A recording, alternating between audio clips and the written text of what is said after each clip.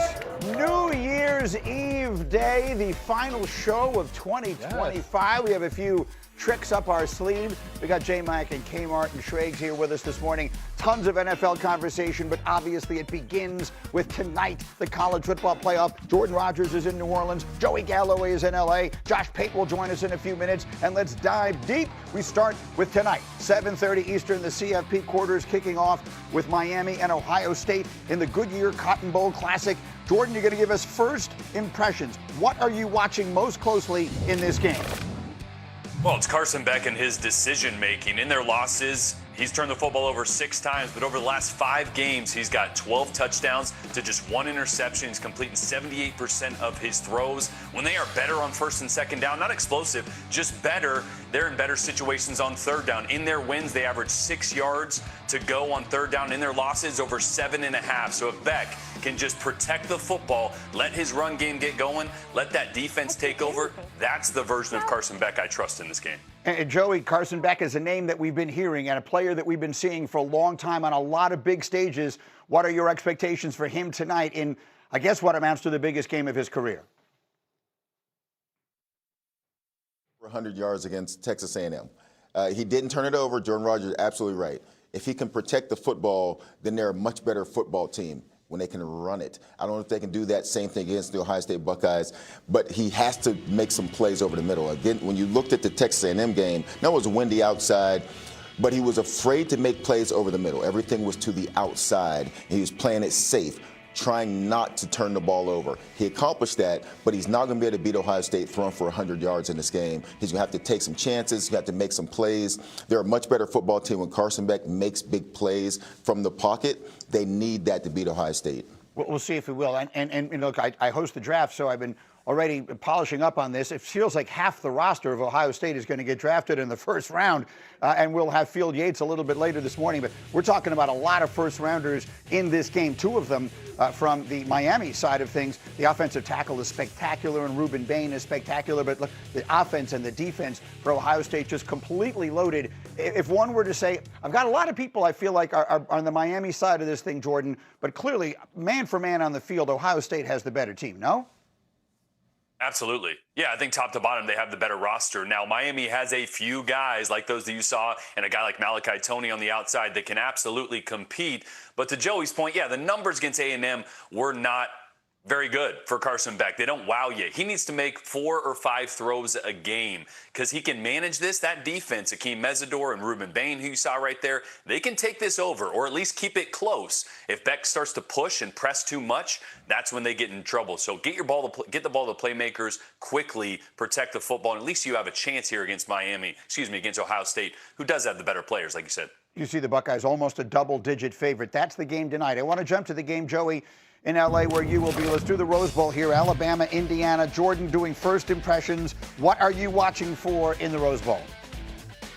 Well, it's pressure on Mendoza. Mendoza is elite when he has a clean pocket. He's number 1 in QBR in the country. When he's pressured, he's 77th. Now, against Ohio State, he made some great plays with his legs, actually extended the plays, had 6 completions outside the pocket, but he is average when he's under pressure. So can Alabama, who's getting healthier, LT Overton's going to be back, and Keontae Paris, wow, I just messed that up, they're getting healthier up front. They're pressuring the quarterback better. If they can do that, they can make Mendoza not look like the Heisman Trophy Superman that we've seen all season. How about Mendoza in this game, Joey? What are you looking for?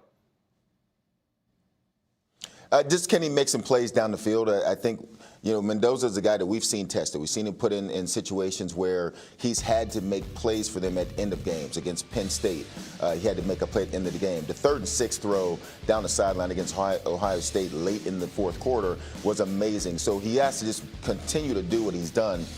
I don't think that Mendoza is the concern here. If I'm looking at this game, it's Ty Simpson on the other side. Ty Simpson hasn't looked comfortable. I would say maybe in the last month. He just hasn't looked comfortable. We keep saying that Alabama needs to run the football. I just don't think that's in their DNA. They have to throw the football, and teams know that. They come after Ty Simpson. They put him in situations and make him look uncomfortable. I think for Alabama, Ty Simpson is the key if they have a chance to win this game. Joey, you're there, and so you're obviously absorbing what some of the fans and what the atmosphere is like. To see Alabama as an underdog and a fairly significant one, whether it's against this Indiana team or anybody, is a very different role for them. What feel are you getting from the team, from the players, and even from the fans who were there to see the Alabama game tomorrow night? Went out to eat last night, and Indiana fans everywhere. I think they're just excited to have this opportunity, excited to be here. And I'm not saying that Alabama isn't, but I'm saying Alabama's more used to this. I've been here for a couple days now, and the Indiana fans have been here before I got here. And the game is tomorrow. So I just think from the Indiana side, every step they take is a new step to them, and they're really excited to be here, really excited to have this opportunity. And I just haven't seen the Alabama fans. I'm not saying they're not going to be here. What I'm saying is I just haven't seen them yet. Yeah, and it's reasonable if you think about it. For Indiana, also a Big Ten school playing in the Rose Bowl, there's something in particular that's special about that. For those of us who remember the history of all of this, the Bama fans have been there and have done that and maybe thinking there are still 2 more levels to the playoff after this. How about the Alabama side of this game, Jordan?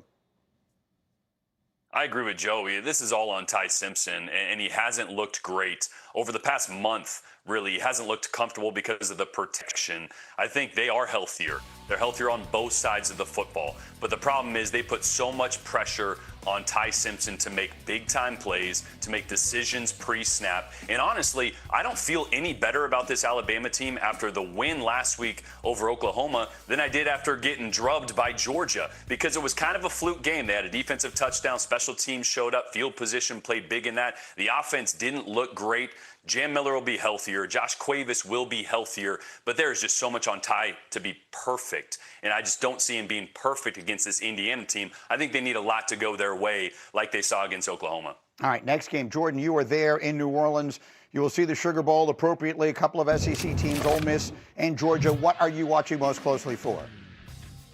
I think it's Trinidad Chambliss in a massive moment, and he needs some help. Kejuan Lacey was kind of absent in this game against Georgia the first time around, had 12 rushes, just 31 yards. Chambliss is a guy that can absolutely take over this game. They have so many weapons on the outside. That's what they're going to need. They're going to need to go blow for blow, and he disappeared in the fourth quarter. He was bad in the fourth quarter, bounced a few footballs, and that allowed Georgia to make that 17-point comeback in the fourth quarter when they dominated or controlled the football game. Trinidad has to have his best game, and really, when you watch the tape from the first matchup, with his legs against the blitz was kind of the difference maker. So his athleticism will be an X factor to watch. Joey, obviously one of the enormous storylines here is Ole Miss, led to this point by Lane Kiffin, who then leaves and goes to LSU, and now they're playing, in his absence and trying to prove that they are the team that deserve to be there despite the coach situation. How does that, if in any way, do you think factor into how this game goes?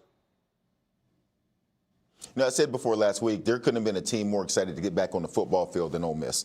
Just to put all of that talk behind them and get back to playing some football. And they did that, and they played well.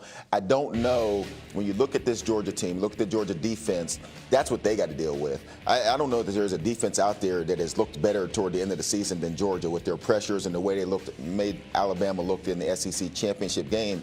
That's what Chambliss is going to have to deal with. That's what Ole Miss and his offense is going to have to deal with. You have to find ways to, number one, handle the pressure.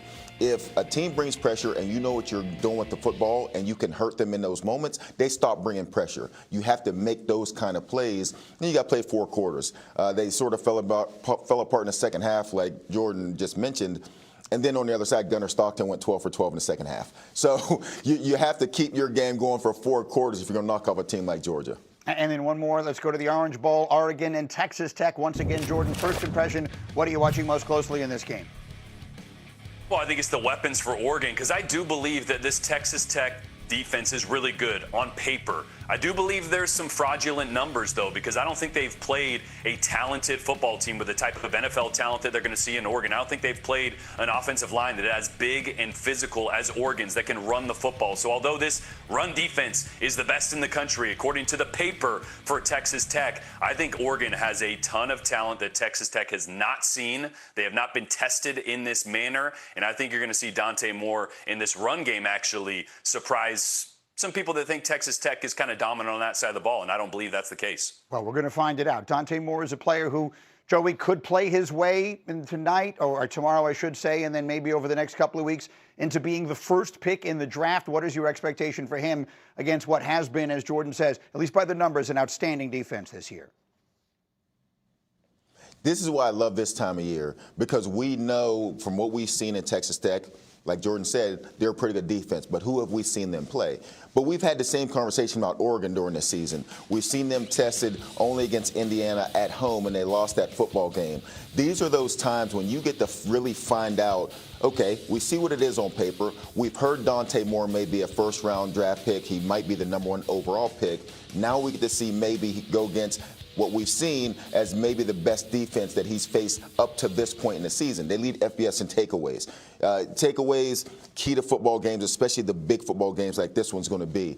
I'm looking forward to see that matchup. Dante Moore, from what I've heard, could be #1. Texas Tech, from what I've heard, could be the best defense in the country. So this is going to be fun to find out. Absolutely. It's good against good, and we'll finally get the test tomorrow. Guys, outstanding. Stay close by. We'll have much more from them, and Josh Pate will join us as we go. Much more on the college, but we turn to the NFL next. We have a playoff game on the final Sunday of the season. Will Lamar Jackson suit up in a game that means everything, perhaps for the future of his coach and the opposing coach? We're all over it. Plus, back to the college. Will Beck and Miami spring the upset over Ohio State tonight? We'll give you one number that suggests the answer to that question is yes. It's on the way. It's Get Up on ESPN.